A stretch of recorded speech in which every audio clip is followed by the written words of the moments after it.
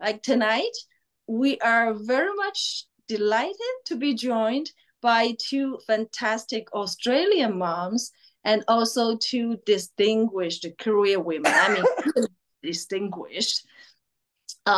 Mandy Van Den Elshout, senior lawyer at the Australian Children's Laureate Foundation, and Dr. Willa McDonald, senior lecturer in media at Macquarie University. Macquarie, yeah. Macquarie University.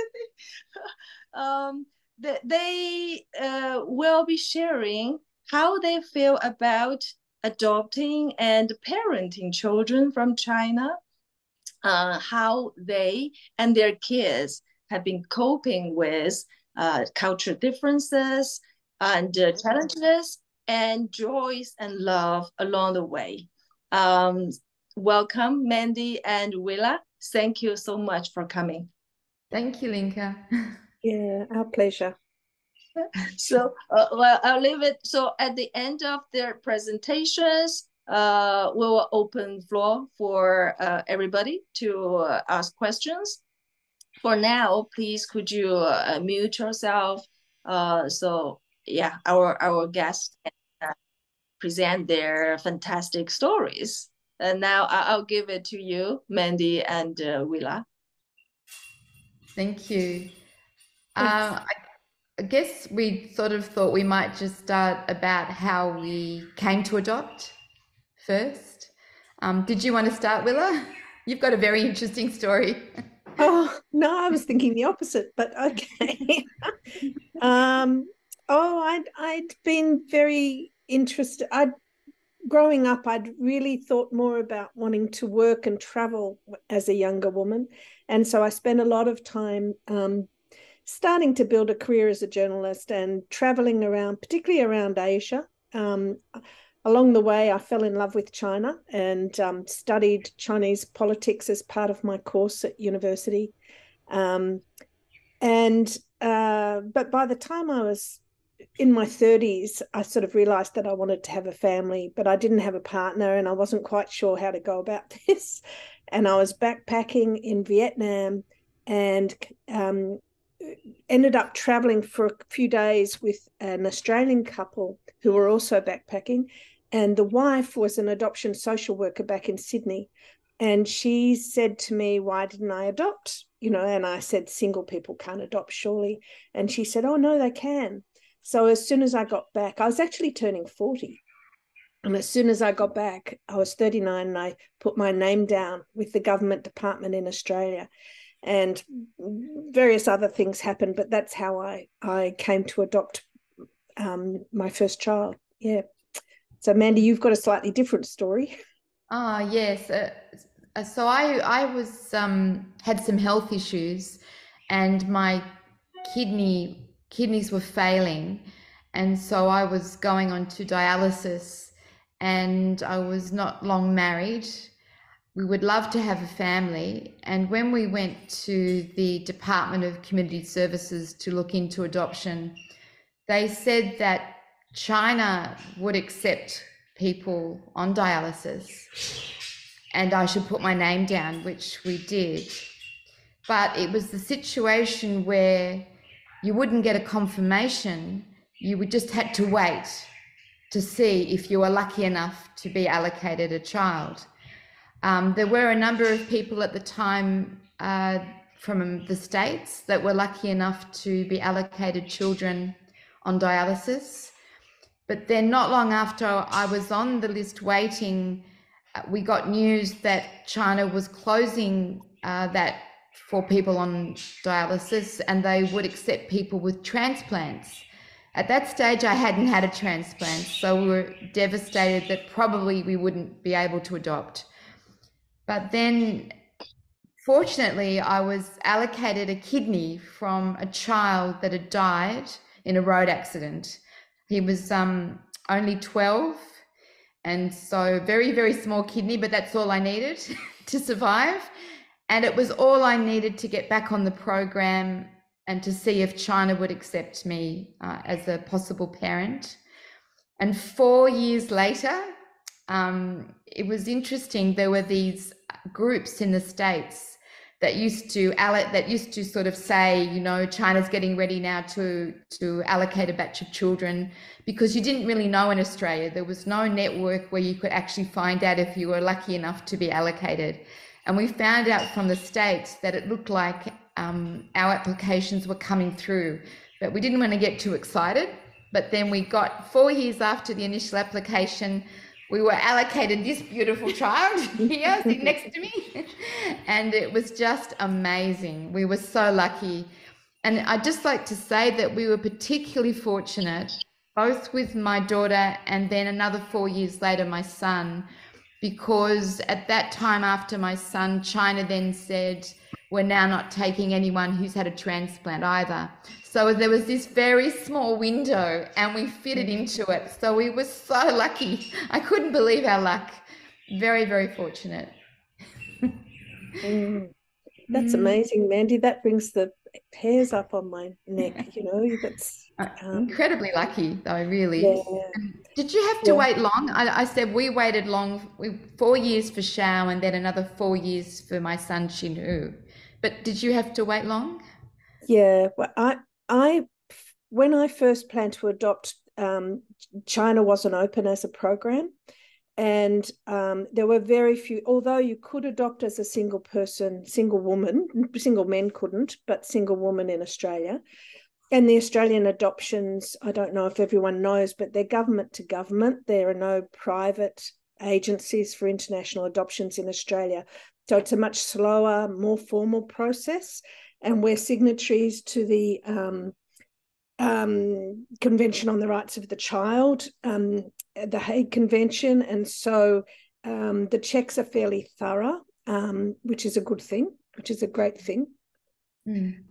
So there were 5 countries, but it turned out that 4 of the 5 had never actually processed successfully an application from a single woman from Australia. The only one that had was Romania. So I put my name down for the Romanian program, but I was very concerned because the information that was, I wanted to help, but in Australia, if you're just adopting to help, if you're doing this as a charitable thing, you probably wouldn't be approved by the government department, because no child should grow up feeling that they were a charity. No child has to grow up feeling grateful. Like, every child deserves a home, and the parents, the adopting parents, need to want to be parents. They need to really, really love the child and want to be a parent. It's not about doing good, you know? So it's this funny double line, because you want to do good, but you want to be a parent. So I wanted to be a parent primarily. And it just seemed too hard from Romania, because the information was that the children were much older and very, very, it's hard to use the word damaged, but very affected by their early situations. You know, they were very neglected in the orphanages. And as a single woman, sole income earner, no great, I mean, I have a wonderful family, but I don't have practical day-to-day support. I thought that would be too hard. I kept my name in the system, and then out of the blue to me, no doubt it had been going on a long time, but out of the blue to me, China opened up. Australia signed an agreement with China, and it was like a light going on. You know, I'd studied Chinese politics. I'd been to China 4 times by then. I just was in love with the country. And it just seemed like, oh my goodness, this is a possibility. This seems something I could do. So I stayed in the system. So this is a long answer to Mandy's question, but it was 3.5 years. I was in the first New South Wales batch for my older child, Tian, and that was a 3.5-year wait. You can't apply in New South Wales, excuse me, for a second child until you've had the first one for 2 years. They want to make sure that that child's stable and the family's stable before you can apply again.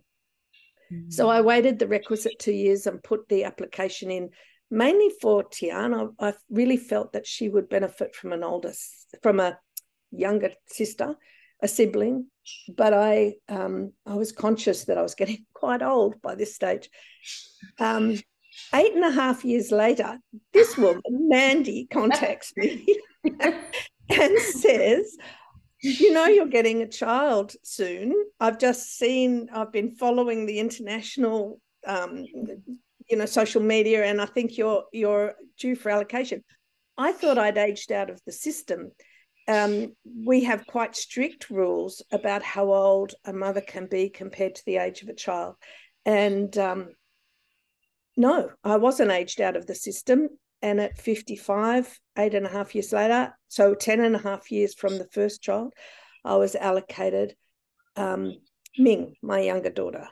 And that was a really huge decision about whether or not to go through with it, because I really was and still am really worried about her having such an older mother. But in terms of me, I couldn't be happier. She's such a delight. Both my girls are the lights of my life and the best thing I've ever done. And I can't believe. So Ming came through in almost the last New South Wales batch. So I was in that window as well, first and last batches. And it just seemed like a miracle. It was like extraordinary that this little window opened and I somehow slipped in. And we have this extraordinary family, and I can't tell you how much I love these kids. So, or what they've done for me, saved my life. Anyway, back to you, Mandy. I'd just like to reiterate the point you made, is that quite often someone will say, oh, you're such a good person because you've adopted. And you've got to make sure you say to them, well, actually, no, this is selfish. I did this for me. I wanted to be a parent, and I was so lucky to be allocated a child. I mean, to be given a human being is a really large thing, to be responsible for a child. And so it's really such an incredible thing for us to have had this opportunity. And it's just like Willa said, it's changed our lives and it's enriched our lives, and it's just incredible. And I feel so fortunate, so incredibly fortunate to be allocated these children. And it's interesting because in China at the time, the guide said to us that some of the local Chinese will not like you. They might actually say something to you, might not approve of you taking children out of China, that they would see this as a bad thing. Or some local Chinese might actually give you the thumbs up and be really supportive of you. And for most of the part, people were very supportive of actually adopting from an inter-country program. But I think it's always this question that hangs over us. You always do worry, have I done the right thing? It's such a large thing to take a child out of their birth culture. It is such an enormous thing to do. And I think Willa and I both have tried so hard to integrate our children's birth culture where they live now in Australia. But I've got to say, it's not an easy feat to do. No. What do you think, Willa? No, same. And absolutely, it's not. And we'll talk. I think we'll talk about that. But also that. So, Xiao, I'm sorry if this is, but I'm conscious that you're there. And no, she's fine. Yeah, I'm fine. Okay. Well, I need that the children have lost so much, when they come to us. They've lost their birth families, and particularly their birth mothers, and they've lost language, and they've lost culture, and they've lost extended family, often. And we don't 100% know that the stories are true, because China's such a closed government. We trust the stories are true, but we don't always know. And it's so much like, I don't think, when I adopted Tian, there was no domestic adoption in China. So she would not have been placed, it wouldn't have happened. But it's so hard. We know of families who've tracked the birth families down, but it's unlikely in our case, and it's unlikely in most cases. And that becomes so much harder when you've left the country, So it's a huge responsibility in terms of us having taken these kids across the world to another place. I do think it's a, you know, they've lost culture, but they were going to grow up in orphanages, and so that's not the same as growing up in a family in China. You're losing an orphanage culture rather than a family culture, and that's not necessarily a bad thing. People shouldn't be in institutions like that. They just shouldn't. You know, they're terrible places for children. So I have no problem about bringing my girls here and giving them a happy family life, you know, and the education that they would never have got, and some of the advantages that perhaps their birth mothers would have wanted for them. But I think that drives, I don't want to talk for you, Mandy, but I think it's part of what drives us to work so hard to bring in that cultural connection for them, you know, to make sure that they still know that they're Chinese Australian, but Chinese, and to try and build that feeling of identity for them, so that they're not so torn, and they have a, you know, we give back something. Does that make sense? Yeah, no, I totally agree, Willa.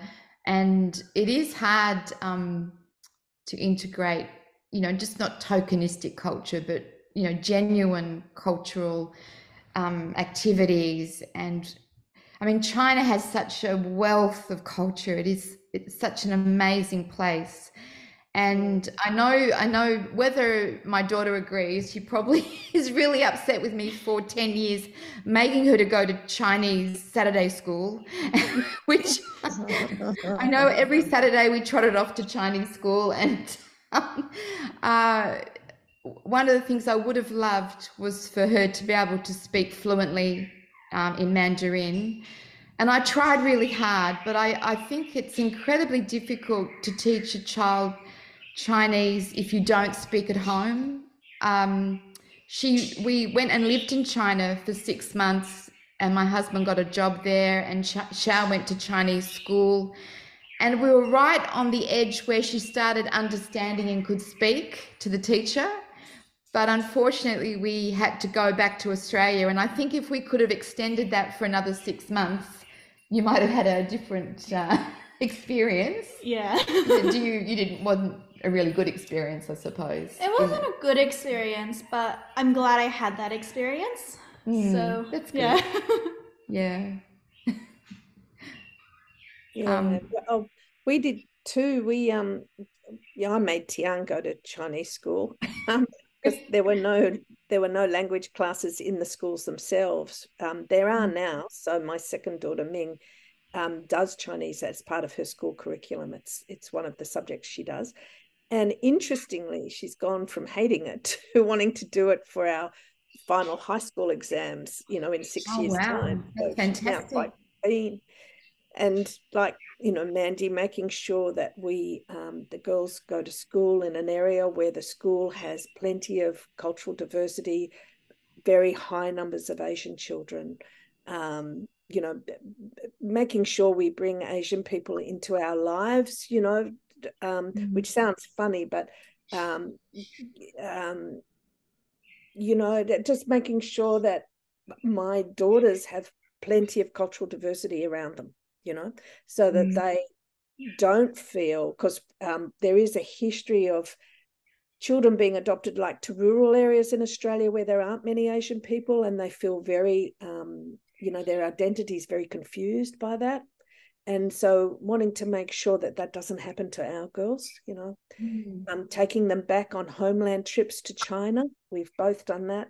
We've both spent time trying, you know, extended months living in China with the kids at school in China, trying to get the language, extending the language, joining cultural groups here, making sure they have a peer group of adopted children so that they're not alone in their identity as adopted children from China. What else, Mandy? We do cultural camps. You know, we've done that every year with the group. What else have we done? I think the cultural camps were, well, we did it, I think, possibly when they were younger for a very long period. And then I think they got to a certain age where well, I know with Xiao, it wasn't something that you really wanted to do then. So Yeah. we looked at further afield at other sort of integration of Chinese culture. And I think, Willa, you're right. One of the largest points is to really include a lot of Chinese people. I mean, not any Chinese people, but people that we have a connection with in their lives. And things like, they have a Chinese doctor and they have, Chinese teachers. And so it's very much a normal part of their existence day to day is having the Chinese culture.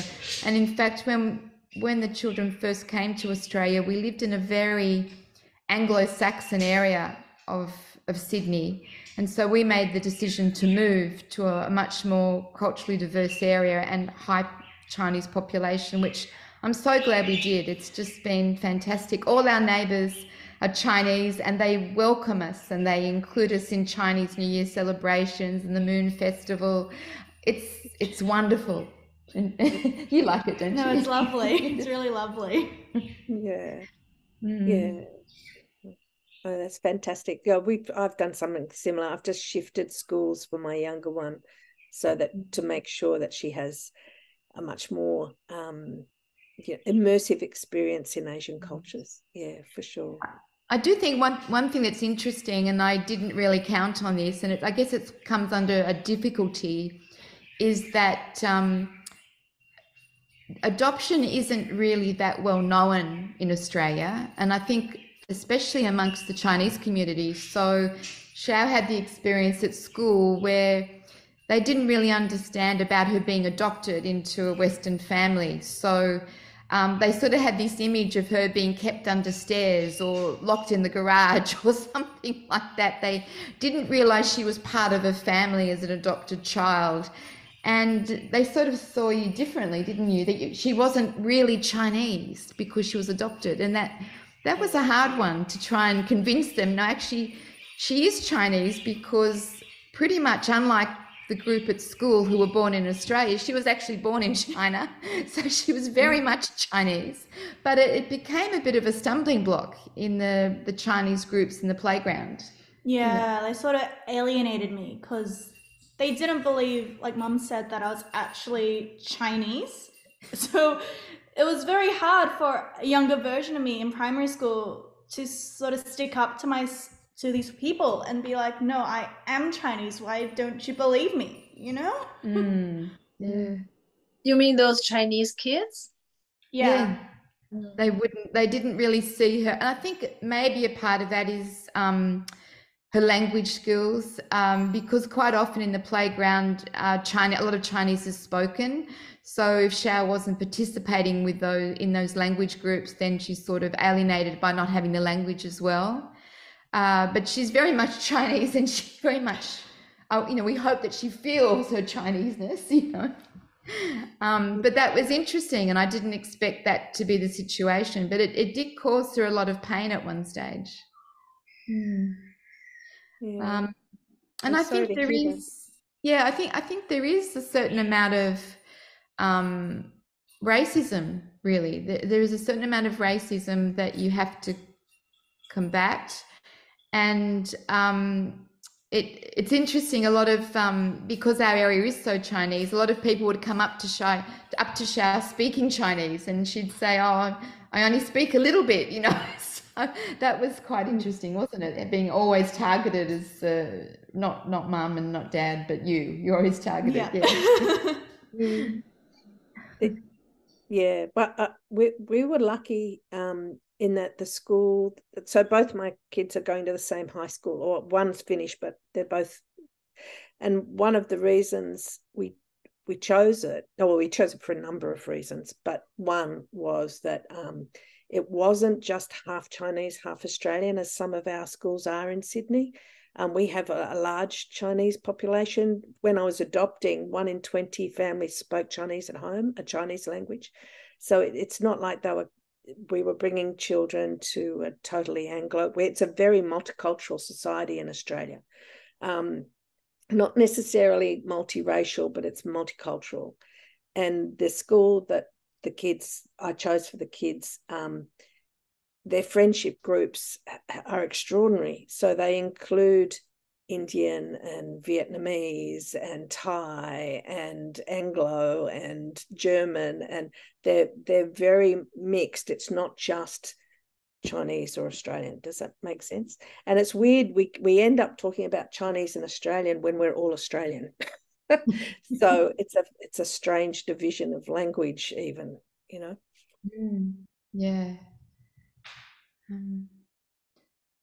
But I think especially during COVID, it was difficult. I feel in our area, I don't know if you felt this, Willa, there seemed to be a lot of blame shifted towards Chinese people for COVID, and there was a lot of unfortunate comments or actions by people on buses, transport stations, in front of places that I never really thought we would have to address, but that was quite a difficult time. And I think there was a time you had to get off the bus, didn't you? Yeah, just feeling really uncomfortable, like people staring or, you know, like making comments underneath their breaths. And it wasn't the most pleasant thing to deal with. I think that might have been a fairly common phenomenon around the world in areas where there were Chinese people living, was this sort of unfortunate sort of targeting of Chinese people. Yeah, that's right. So that was unexpected. But I think also just the really not understanding about adoption. I think maybe in China, I don't know if you agree, Willa, that adoption is sort of something that hasn't really been discussed or talked about in China itself. No. So a lot of young people don't really understand about adoption and orphanages and why there's been inter-country adoptions. So there's a lot of confusion that doesn't help.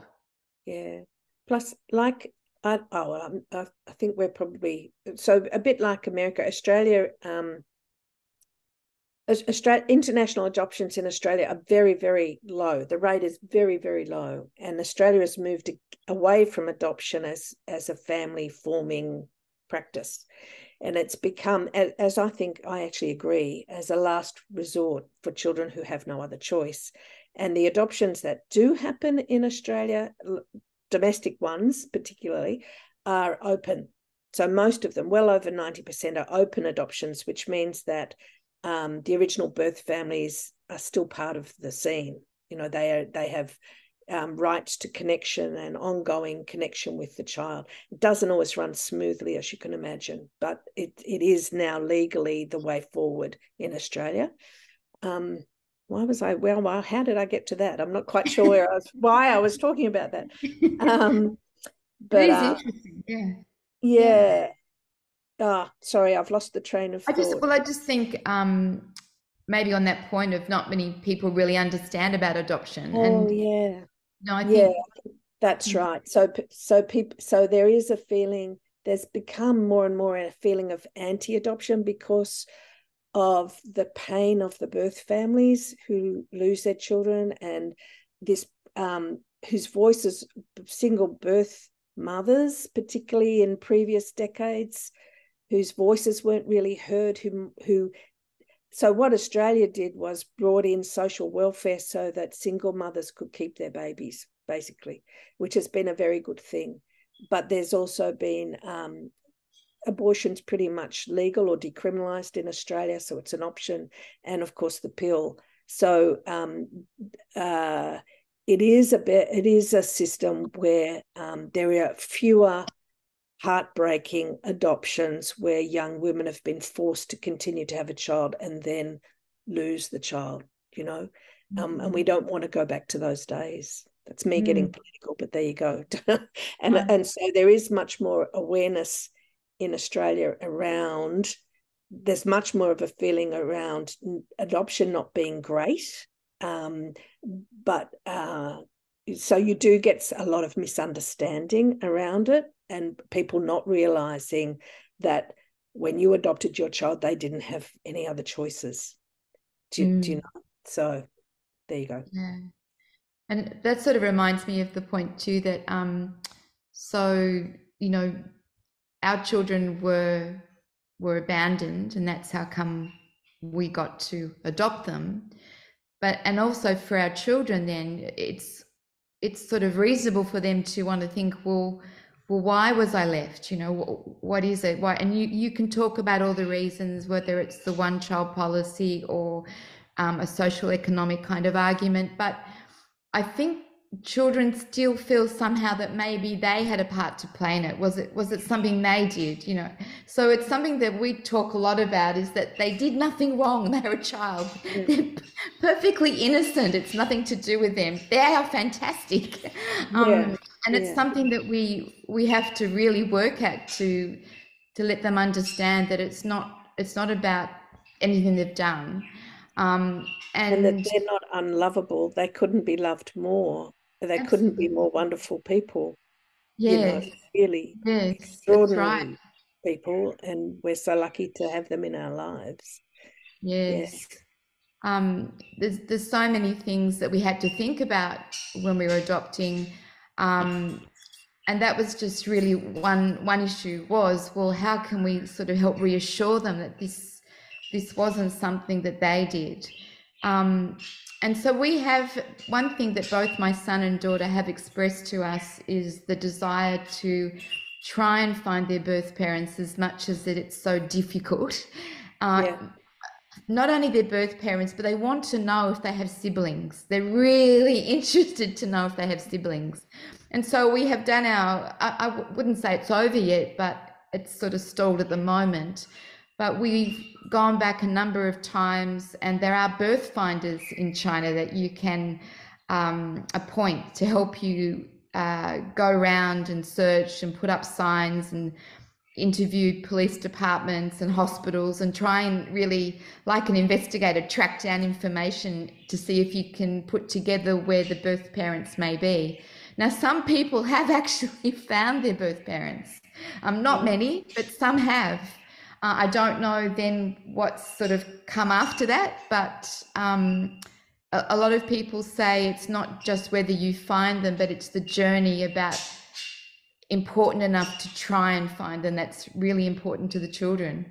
It's not an easy thing to do, but I know it's something that the children really want to do.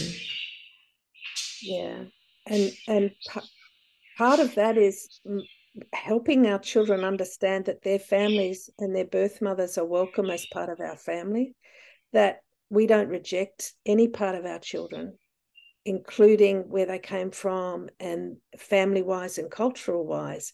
You know, we understand my children are my children. I am their mother. There's no question. I love them beyond measure. There's nothing minimizing that in what I'm saying. But I also know that they have roots, and they have another family that I will never deny them, do you know, that they need to understand that 100% of them is loved by me. Does that make sense? You know, that they are welcome. Every facet of them is welcome in our lives. So we've also tried to search. We've had no luck, and we're considering at the moment DNA searching, but I've got some hesitancy about lodging my kids' DNA with a private company. So we're just thinking that through at the moment. And also I don't want to push them further than they're ready, because often the reunions aren't great. And, you know, they can be overwhelming because of a number of reasons. Sometimes the birth families are so happy it can be too much for the children, and sometimes they're not ready to make contact, and that's too much for the children. So, you know, it's not there's no easy way through this stuff. Yeah. And both Will and I have gone back to China, so many times, haven't we, to basically try and expose the children to as much of their birth culture as possible, but also to visit their steps back through the orphanages, or I think in Willa's case, the foster families. Yeah. And just, I guess, really show the importance that it means something to us as well, and that we want the children to have that knowledge, whatever we can find. It's funny, any little bit of information is like gold.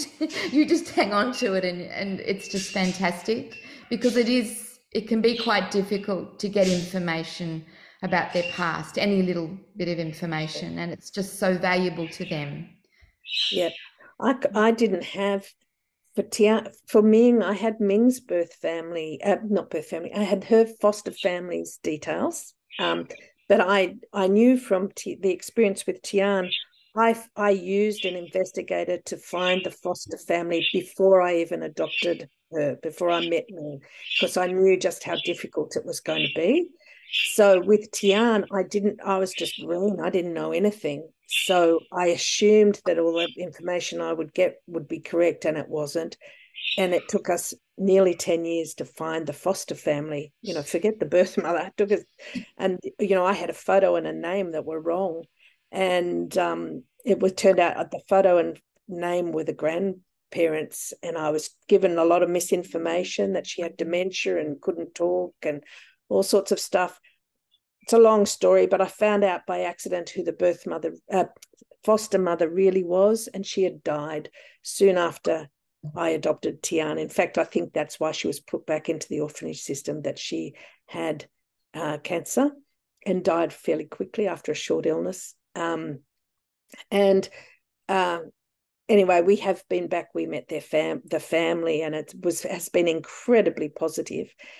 In Ming's case, we had the information, and we've been back and we've met the family, and it was not positive. It was terrible. So, it's hard, this stuff. It's hard because the more you uncover, the more your children have to live with those stories. They're not always great, clean, nice, happy stories. And so, but they deserve the truth. They deserve the truth. So you've got to manage that for them. And so, yeah. We're going down sadder and sadder paths. I think we should get back onto the happy stuff. I was just wondering if I could show a couple of photos. Yeah. Is that all right? I just yeah, go ahead. Because we're on so I just wanted to show you this first photo here is just so Willa and I would attend various functions that we're invited to through the Families with Children from China group. They're international, but there's this chapter in Australia, and so they were always great fun. We'd be asked to the consulate in Canberra, the Chinese consulate, or various celebrations for Chinese New Year. It was really great, wasn't it, Xiao? You like going lovely there? And also, I think, Willa, that might be you at the back. I'm not sure if you can recognize yourself there. But we also used to march. There was an Australian adoption group, and we used to march in the Chinese New Year parade as well. We did that for many years. Yeah, that banner was made by Tian and her kids, her friends in preschool. And really? I didn't know that. China group. Yeah, and that parade was a big thing through the centre of Sydney every Chinese New Year. And this is the Chinese school that Charlene went to every Saturday for 10 years. 10 years, and we had to do performances. I enjoy going, but Mum enjoyed it, not so much me. And so the children, that's my son there and Xiao, and this is the place where Xiao was found. That's in front of the orphanage. That's where Xiao was found. And I don't know why I did this. Misguided sense of Chinese culture, I guess, but I used to dress them in their Chinese clothes when we went there. But it was really important to see where Xiao was found by the staff at the orphanage. So that's special. And the top picture there is my husband and my son, and that's where my husband worked for 6 months at the Zhejiang University in Hangzhou. We had a lovely time there. It was a fantastic campus. It was just amazing. The children, we used to fly kites on the oval, and it was just wonderful. And that's another picture of the Chinese university. And under that is the school Xiao went to for 6 months in Hangzhou. And while we were there, we went to the Shanghai Expo. Haibao there. Haibao. That's my son. When we found out we were adopting him, there was an American organization where you could send cake over to congratulate the orphanage and him and all the children. So we sent cake over for everyone. And that's his orphanage in Shenzhen, Bao'an, Shenzhen. And they did Chinese martial arts. That's my daughter and my son going for their, I think, one of their coloured belts at the time. I don't know which one it was, but yeah. And that's just Xiaolian and Xin for Chinese New Year. And the top one is when we got Xiaolian, we were trying to track down where she was found. We got some misinformation at first, so it was the wrong place, but we were trying to find where she was found. And we used to go back every couple of years to visit the orphanage, and it was lovely. I used to put up a sign welcoming Xiao home, with big bunches of flowers. It was so lovely. Such lovely, lovely people, really incredible people. And the top photo is Shin's orphanage, and that's the little room where he used to sleep. There were 40 beds in one room, and he used to sleep with 40 other children in this quite small room. And that's at his orphanage. And for some reason, that picture just reminds me, just reminds me of how hard it is for him. When he came with us, he was quite just distraught because he was older. He was 3.5 years old when he came with us. He was very distraught at the time, but he's doing pretty well now, thank goodness. Yeah. Isn't he? Yeah. Is that it now? Yeah, that's it. Okay. They're wonderful. Thanks. I've got a few too, so I know we're running out of time, so I'll do this too. Just one tick. Sorry, just give me a second to sort again.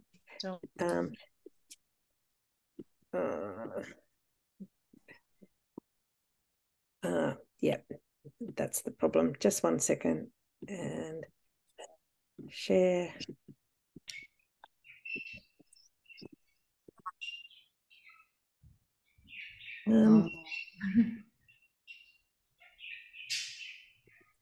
So that's my older daughter Tian, and that's we anglicised it. I know it should be pronounced Tien, but I have a sister Teen, and so we anglicised it to Tian just so it wasn't so confusing.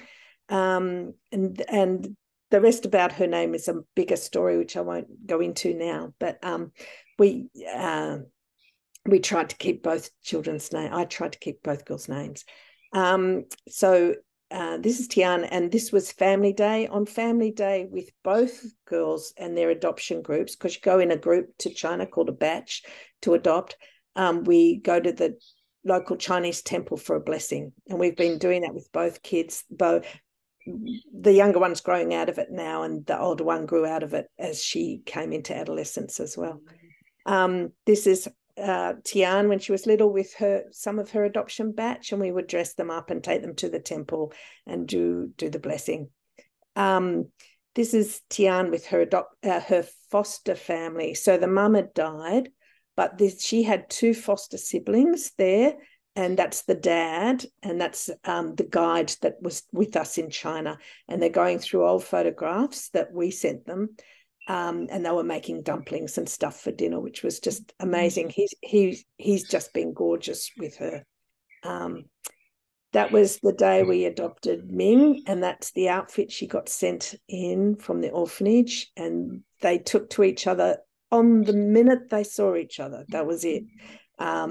And you don't often get adopted children on their first day of adoption happy. They don't. They're often distraught because they're confused and they don't know what's going on, and it's an abrupt change often, but not our Ming. Not our Ming. She took one look at us and decided we were it for her. And that's them. We were visiting the orphanage that she came from, and you can see Tian's pretty much thrilled with this idea. This is Ming. She's in the middle with her adoption batch. I was trying to find a photo where the faces weren't completely exposed, but this was just in our local Chinese gardens in Sydney City, and it was just a cultural day that we took them to. Just a bit of fun for them. I think Mandy organised this talk by the author Xin Ren, who wrote the book Good Women of China, and we went to the talk, and she was just lovely with the kids and spent some time with me. We've been back to China. Like Mandy, I got a university swap. Michael and Mandy's husband, Michael, and I work at the same university, or did. And I also went to Beijing for 5 months with Tian before Ming came. But we've also been back on these summer camp trips, which are partially sponsored. Well, they're mostly sponsored by the Chinese government, which is fantastic.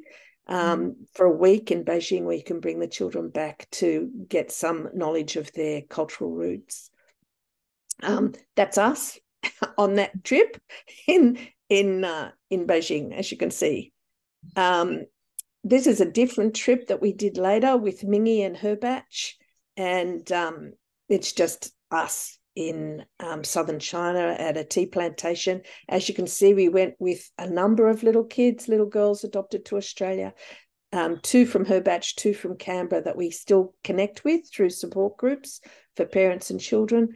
Again, I've picked a photo where you can't really see their faces, but just to give you an idea of the support we're trying to build for the kids with an adoption peer group, because no one has their life experiences except other kids who've been through the same thing. So it's important they grow up with them. That's Mandy. An award. She got an award for being an inspirational mother by the Chinese community here in Sydney. So I'm sneaking that in. You'll be very embarrassed, but I'm sneaking that in. That's it from me. So. Oh, that's amazing. Thank you so much. Yeah. I think does anybody on the call have any questions for Mandy, Willa, or Shao? Shao is here also, right? Oh yeah. Exactly. Yeah. You can either just jump in, like unmute yourself, or raise your hand. So Shao, can I ask a question? Oh, sorry. Is someone saying something? Okay. So Shao, can I ask you a question? Yeah. So what is your self-identity? Like, I view myself as a Chinese Australian. Like, I look in the mirror and I see a Chinese person staring back at me, and that's like Mum's hard work of making sure that I'm surrounded by culture and everything. So I'm very grateful for her. You're grateful to each other, for each other, I guess. Yes. Mandy always mentioned to me, like, she's so grateful to have you. Yes. And I'm grateful to have her.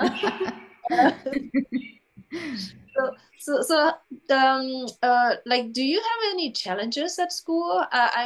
Mandy just mentioned some like Chinese kids, they have had difficulty accepting you as Chinese kid. Other than that, do you have any other difficulty from like Australian kids side or whatever? I think it was hard for anyone to really, like, when you say that you're adopted, they don't really get what you mean. Like, they always go back to the movies like Harry Potter Underneath the Staircase or Matilda, where, she was with her birth family, but then she got adopted with another family because her birth family was so horrible to her. Like, they just didn't understand what adoption was, and that was very hard. You did for a bit. Did you want to walk with me and Dad? Did you? Yeah, there was a phase during like end of primary school, beginning of high school, where I didn't want Mum and Dad to come to the school at all. or Because they'd see you adopted. like I wasn't embarrassed by them. It was just it would cause more questions that I wasn't willing to, answer or be confronted with. So I think that hurt mum a bit, not wanting to be seen with me. But you are not alone at all. Because my kids, when they grew up, even starting from maybe grade 6, grade 7, they didn't want me to go to their school either. They're so afraid of being seen by their classmates, friends, to walking on the street with me. So, Hey, yeah, this is Ellen. Hi, everybody. Hi. Can you hear me okay? Yes. Yeah, I'm back home, so I can talk now. And Young, I was just gonna say the same thing. My daughter was not adopted, but she did not want to walk with me starting from grade 6. She's grade 10 now. I think she's better actually. Now, sometimes at night she would say, okay, we can go out and walk and stuff. But At night. Okay. yeah, but not walking her to the school bus for sure. Still, yeah. So, yep. I think that is a phase for maybe a lot of the child. Teenagers. Right. Mm. Yeah, and I just want to say I was listening all along, and it was very, very touching, and I'm really moved by all the things you two moms have done for your children. I have to say, like being a Chinese immigrant in Canada. I'm in GTA, Toronto area. I try to keep our culture alive as well within a different culture. It's a lot of effort, and I have to say I probably know a lot of Chinese parents doesn't even try that hard as what you have done. Thank you. Yeah, like Chinese classes. I know I've kept my daughter with Chinese classes. Yeah, but I know a lot of parents and a lot of kids did not want to go to Chinese classes, and they gave up. Like they probably start in grade 1, grade 2, and starting from grade 3, the class gets smaller and smaller, and it's really hard to keep, even though we speak Chinese at home. That it's I think among my friends, my daughter probably kept Chinese the most, partly because I tried, and also because her cousin, my sister's daughter, came when she was grade 4 or 5, and then we were forced to speak Chinese at home because back then, because she didn't understand all the stuff we talk in Chinese, she wouldn't like it's hard to have a conversation in Chinese with her. So it wouldn't help her learn Chinese anyways. That's what I'm trying to say. Until her cousin comes, and we have to talk to her cousin in Chinese, which kind of forced after one year or two, I think the conversation Chinese slowly comes. So yeah, it is a lot of effort to keep them in a different culture, to keep a culture in a different culture. Yeah, and I was touched also by what you have done, like so much to immerse them into the birthplace culture. We had a guest speaker back in March. He's Black and he was adopted by a white family back in maybe 1960s or 70s. And his family never talked about anything about race. So he was unaware of any, this difference until one day suddenly, like maybe when he was, I remember, like 12 years old, something like in school, he encountered some like racism. incident, and he didn't know what to do. Like he was not equipped with any knowledge about that. On the other hand, the other guest speaker in the same dialogue, his mom it was Chinese. His father was like a black, and like this interracial also. But he grew up without really noticing this racial stuff. But that sounded like did something good to him actually, because he was not aware of it. He did not have any burden, like have any shadow on his mind about that. So he grew up really, happily until in his adulthood, like he encountered some racism. So I was thinking, a lot of Chinese parents here, they want to know whether to, prepare them for this like racism or cultural difference, whatever, to let them be aware of it, or just let them grow like innocent. So what do you think? Hello. Oh, hi. Brown? No, it's not to be brown. Sorry. Is there somebody wants to ask question or what? But yeah. Yeah, that's my question for you, Mandy and Willa. What do you think? It's a really fine balance. Like sometimes I think with my older daughter, I overdid the knowledge about adoption and stuff. Sometimes.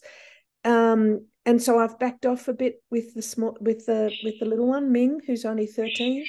I haven't done quite as much because it's a really hard balance, not so much about the racism and stuff, but just about the adoption, because you want them to feel safe and secure in your family, not always be thinking that they've come from somewhere else and it's been an unsafe and uncertain early life, and you want them to feel loved and secure. So it is that balance. We know from what's happened in Australia that the children who've been adopted, not just from China, are often very angry, and their birth mothers are angry because they haven't known the truth and haven't had good experiences. So it is that, I don't know, Mandy, do you have a thought about it? Look, yeah, it is a fine balance, Willie. You're right. I just sort of feel it's incredibly important that they're aware of, and I think especially from what happened with Xiao at the time of COVID about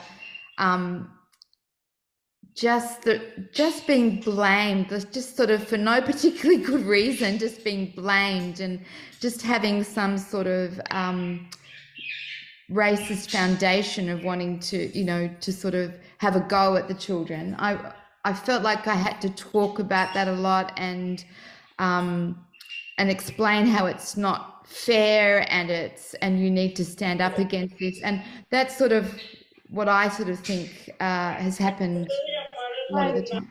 I've always been grateful because Mum's always talked about us being adopted and our culture, and I'm very, we always talk about it at the dinner table, and I'm so glad to have all this knowledge about it. Sorry, is that Marlene? So Wheeler and Mandy, because it's hard for me to do this operation, but if you see somebody like background noise, can you please mute the person?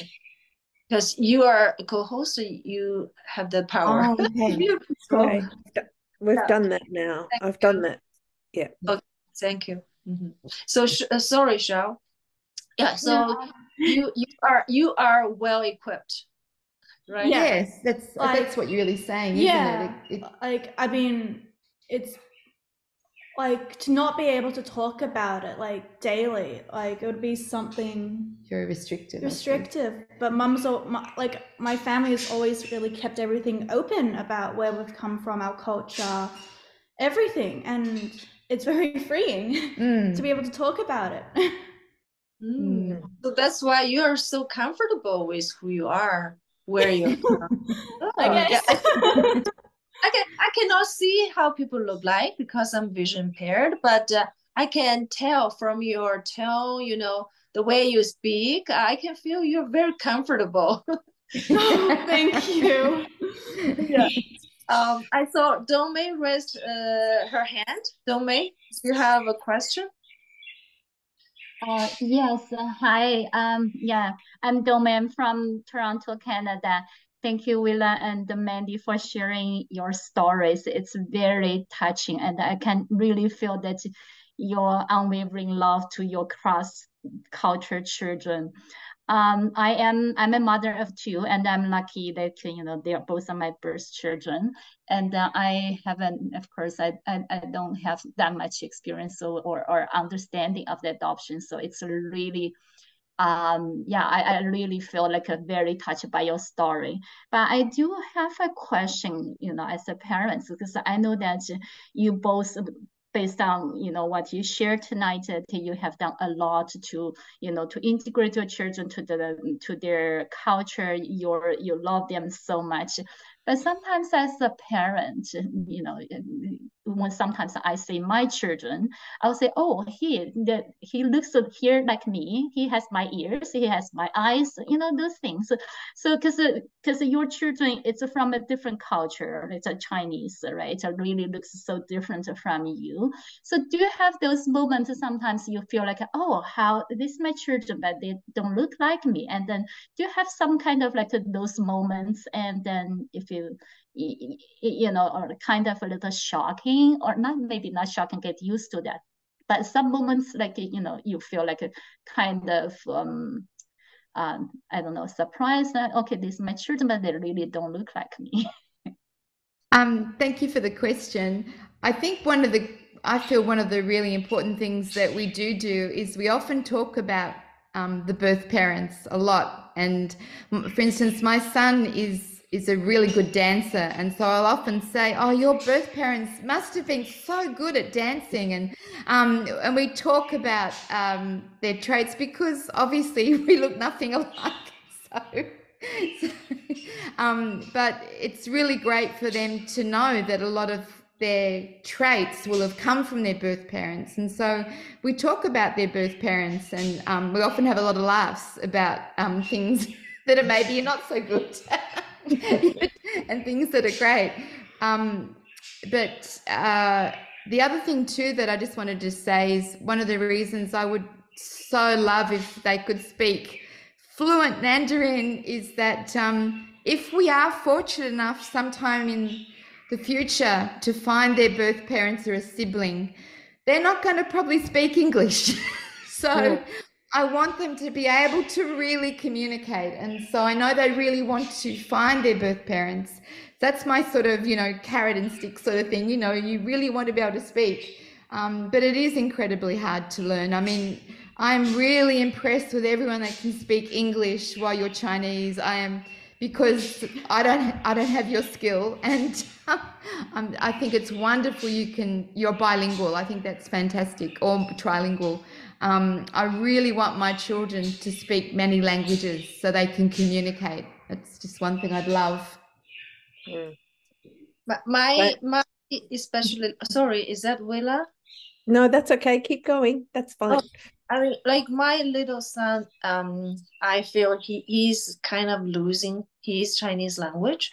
He cannot read really like complicated articles anymore. I say, like kids here, they grew up, they started to think Chinese is not cool at school because all their friends, classmates, they're speaking English. So they try to stay away. But my friends told me their kids are older. When they reach maybe late teens or in their 20s, then they start to really want to learn again their heritage. Yeah. So I hope, I always want to encourage myself, like, don't lose that language when you like grew older, when you want to learn, then it will be harder. It will be harder to learn. Yeah, but also I think that when they mature enough, or to some extent, that they will kind of try to find out who I am, who I am. Like my children, they are here, they speak fluent English, no problem. They speak also fluent Mandarin. But it's just turned to some point, I think, that they really try to understand who they are and then where their root is. And they also feel that if they don't speak their language, they cannot really communicate with their grandparents in China. And they really feel that they're isolated, they are Canadian, but they also didn't know I'm also Chinese. But at the younger age, yeah, they feel like it's not cool, but they feel like because the Mandarin is quite complicated and difficult to learn, and then to keep that language. So it's I really. Yeah, but thank you for Mandy for sharing that, what's the effort that you keep that to support your children. And also I think that's also very important and really helpful, because you talk a lot about their, sorry, your daughter's name is Sol, right? Xiao. Yeah, to talk about their, their birth parents. You really like bring them like a kind of in their life, they kind of like never being away from their life. So that's I think that's very, very important and helpful, and that's very generous. I have to say that it's a very kind heart and generous. Thank you. Yeah. And Willa, you wanted to say something? Oh, no, it's okay. I was only going to say I have a younger brother who's, much my age, and he married a Sri Lankan Australian woman, and their children look nothing like my brother. They're very dark, very, very Indian looking. And, he's often assumed to be an adoptive parent. And, yeah, it's strange. I actually... I don't really see my children's, I just see them as my children. I don't really notice the outside so much of them. But at the same time, they're so beautiful that I'm often struck by how beautiful they are. And, I joke that I traded up in the gene pool for sure, but they're just gorgeous kids. So, yeah, I don't know. You're aware of that they're different, but at the same time, you're not, it's a funny conundrum. Yeah, and that's nice. Yeah, if I may, I just want to say, like, our children not just inherit our parents, they also inherit our values and other characters, like internal characters. I think I myself don't look much like my dad and mom, and my mom always joke I was adopted, but because I guess sometimes it's intergeneration. But again, I think sometimes it's the heart and the soul that your children get from you is more, I guess, more to me is more valuable. Sometimes I would do something and I would say, oh yeah, my dad would do that, not because I look like him, but because I really adore or value what he values, what he would do in his life. Yeah. So we need to ask Xiao, like, what values do you think you see in your mom, dad that keep you, try to, look like them? Well, mom's very kind and generous. So I feel like I've gotten that from her. You're a kind girl. Dad has a really good sense of humor, which I think, well, my sense of humor is not as good as his, but I'm working on it. That's what I think I get from Dad. But they're just really loving and caring. And I feel like I've taken that on, you know? So you're like me, because I have very loving parents too. That they give me that super sense of security, like safety. Yeah. So now I feel super safe. Even like impaired, like vision impaired, I never worry about my future. So I think that's the good foundation they gave me, and Yes. I'm glad you have that foundation as well. Yes, Mm. I'm super lucky. Yeah, and I was just gonna also say, I wouldn't worry too much about language, and when you meet up your whoever, that AI is everywhere now, so I'm sure ChatGPT can help out Yeah, if you that's need a some good point. translation. Yeah, Yeah. That's good true. point. Someone, Rico, yeah, please, hey, yeah, Yeah, go thank ahead. you so much. I just want to say I appreciate the organizers and the speakers talking about this important topic.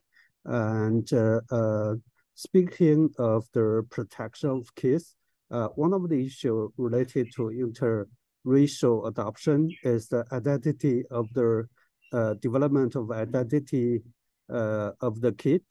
And I'm not sure, if the kids experience some of the racism. And as white parents, you probably are sensitive about this issue. And I just wonder, how do you protect your own children from, being discriminated because of the color of their skin?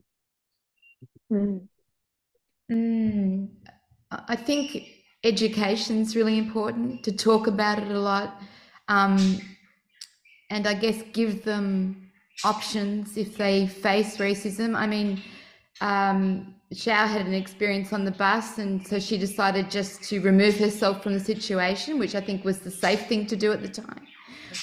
But also talking about it and understanding why people might be that way, and trying to understand other people, I think is really important.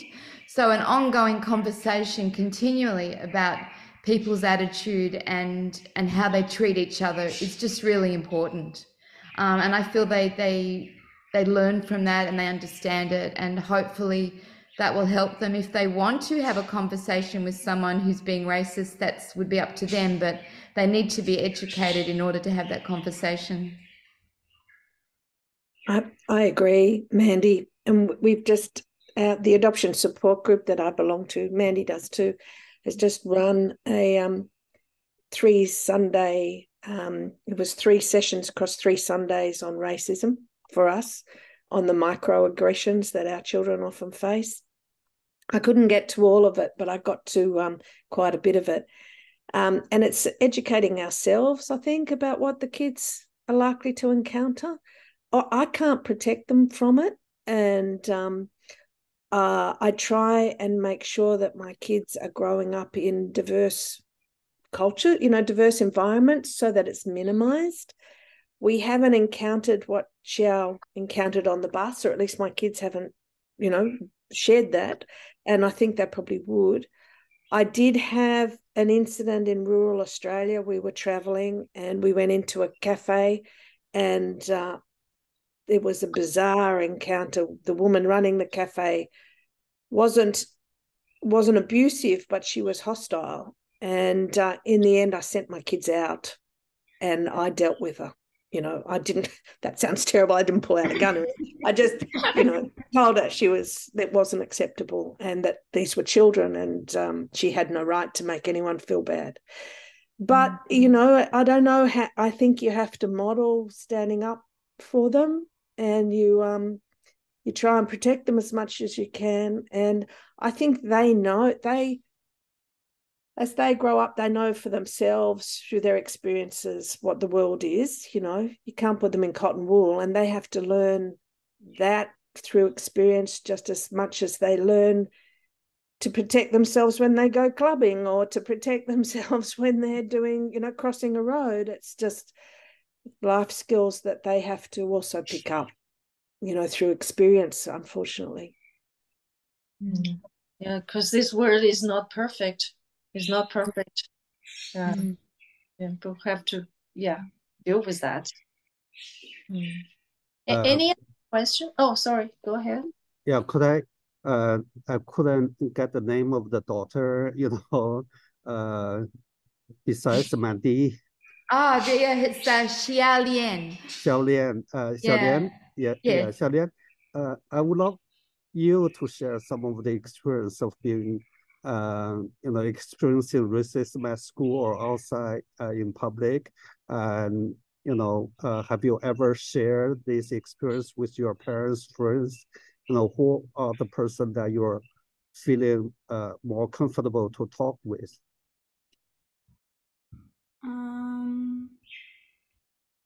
If you've got experiences, who do you talk with? Me? Or... Yeah, it's mainly my family. Like I said, we have a lot of family dinners and we sit around the table and we talk about our day or what's happened, and we share these experiences and we get more knowledge from, our other family members about how they would deal with it, or saying, yeah, that's a really good way to deal with whatever happened in our day. Yeah, thank you so much. Actually, I have to run away. My son is meeting somewhere, so I wish there will be a continuation of the dialogue about this issue. I hope the organizer will invite you back, someday, so we can, talk this for days. Okay, thank you so much. Thank you. My dog. Thank you. Thank you. Right. Yeah. Have to go. We have we have a few minutes left. So ladies, would you like to live with us like a little story or a moment in Australia, like in your family, a moment either funny or annoying or whatever, like very impressive. Like, do you have a story to share with us? About with the children, you mean, Yang, or I'm not sure. My mind's gone completely blank now. And how about you? Maybe show you can help her. Yeah. Is there any like little moment you remember, like jumps into your mind? Well, all I can say is that, and my son won't like us mentioning this, Shinhu's clothing expert. So my son took a long while to adjust to living with us.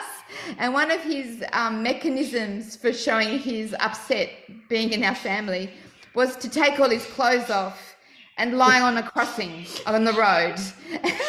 And so he'd do this in front of the school, and so I'd have to go along and lie on him to stop him taking all his clothes off and then running away.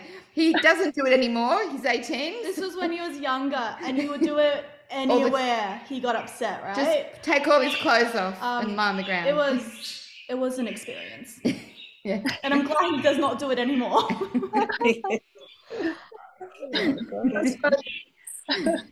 How about you, Willa? Oh, I'm gobsmacked by that. I don't have a story, but I think the only thing I would say is how different my kids are. They're very similar in many, many ways. They're both kind and they're both really loving and they're both smart, so smart, both of them. But they're also incredibly different, where one is very, very shy and the other one is very, very extroverted. And to the point where when the older one wanted a job, she took the younger one with her to walk around our local shopping mall, asking from shop to shop if they needed someone to employ. And she'd push the little one in front who'd do all the talking. And they all wanted to employ the little one and not her. They're very, very different. But they're very, in their hearts, internally, they're really, really similar. They're just very loving, honest, cute, sweet people. They're 8 years apart? 10 years apart. Oh, okay. So the big one is a shy one. The little big one is very, very shy. Very, very shy. But And they could change, even switch, because my two boys, like big one was very shy when he was young. The little one was very open. Now they switched. Well, that's funny you should say that because that is starting to happen. Yeah. And Oh. the big one is coming to America soon to study for a semester, which is very brave and courageous and amazing. Yep. And the little one is going into teenagehood. She's 13 and she's feeling much shy, much more reserved than she was when she was little.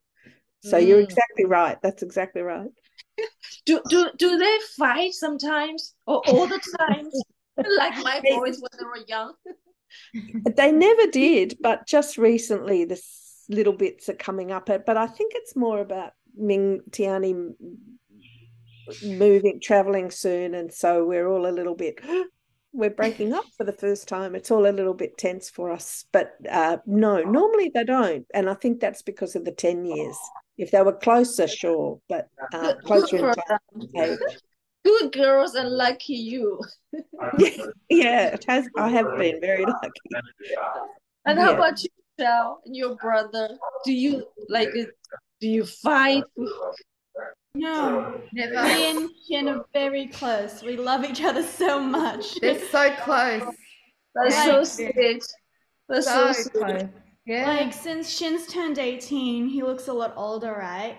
So we're so close, people think, if they've never met us, that we're boyfriend and girlfriend. And I'm like, yuck, no. We're very close. We love each other so much. We just do everything together, really. Even though we're very different. So he probably fought you because you're the big brother. There's somebody's background noise. I don't know who. Yeah, and Frank just joined. Frank, hello. I saw you just joined. We're at the end of the session now. Do you have any question? Oh, there's No, Jenny. it's Jenny. Hi. Hello, Jenny. Hi. Willa, Mandy, Young. Hi, Jenny. There's a Granny Smith Day at Eastwood. Yep. Can you imagine? Yeah, I just want to say, Mandy and Willa, you guys did a fantastic job. I have been knowing Mandy for more than 15 years. I still remember first time when you drag Xiao to the office and compare what she was at that time and what she is now. It's amazing. You have done a great job and you fostered such a good, close relationship with your two kids. And in terms of the culture, I think you did more Chinese culture than we do as a first generation migrant in Australia. So just like the other people said, it's Ellen said, it's no worry about the language. I think anytime if they are interested in learning, there's always a way. Yes, I hope so, Jenny. Yeah. It's true. And also in Australia, in Sydney, it's such a multicultural society. And anywhere, if you want to learn, you can always find someone, talk to them. It's easy access. Yeah, it's true. Yes, you're right. I do have a question for both of you. I think for Willa, you have adopted at the age of 55. How can you cope with the teenage and all the challenges you are facing? And also for Mandy, to me, you always in front of us, you have a biggest smile. You look so positive. And have you have a moment you doubt about yourself? How can I pass a certain challenge in your life? Yeah. So that's my question to you guys. Can I just say Mandy's my inspiration? I think she is it's my inspiration as well. Me She's too. Oh, that's very fantastic. kind of you. She's I'm so just lucky. so positive and loving and efficient, and she's just amazing. She's just lovely. Thank you very much. But I mean, I've got the proof here, hey? I'm so fortunate. I can't imagine. I mean, I'm so lucky. I can't imagine not being a mother to my two children. They're just wonderful. Very lucky. Same. Mm. Yeah. Well, okay. Yeah. Time is the time to say goodbye now. Thank you so much, Ruwila, Mandy, and Shao, for coming, sharing your lovely stories, and for everybody on the call, to be part of it. Really appreciate it. It was so uplifting, heartwarming. Thank you so much.